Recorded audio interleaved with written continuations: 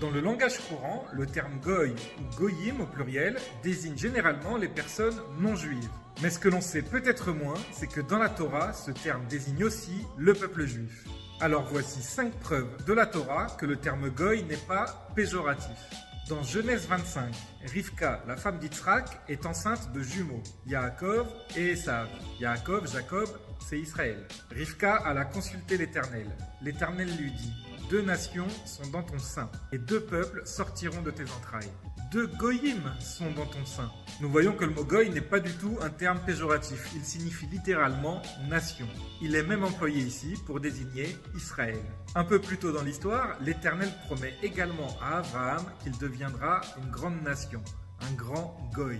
Dans Genèse 18, l'Éternel dit: Vais-je à Abraham ce que je vais faire, alors qu'Abraham deviendra une grande et puissante nation, un grand goy, et que par lui seront bénies toutes les familles de la terre? Dans Exode 19, c'est encore Israël qui est appelé goy, car toute la terre est à moi. Mais vous serez pour moi une royauté de pontifes et une nation sainte, un goy kadosh.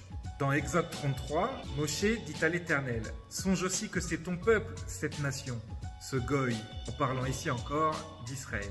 Enfin, 5e exemple, dans Deutéronome chapitre 4, observez et pratiquez les commandements, ce sera là votre sagesse et votre intelligence aux yeux des peuples, car lorsqu'ils auront connaissance de toutes ces lois, ils diront: elle ne peut être que sage et intelligente, cette grande nation, ce grand goy, en parlant une fois encore d'Israël. Maintenant vous savez que le mot goy, pas plus que le mot juif, n'est insultant ou péjoratif.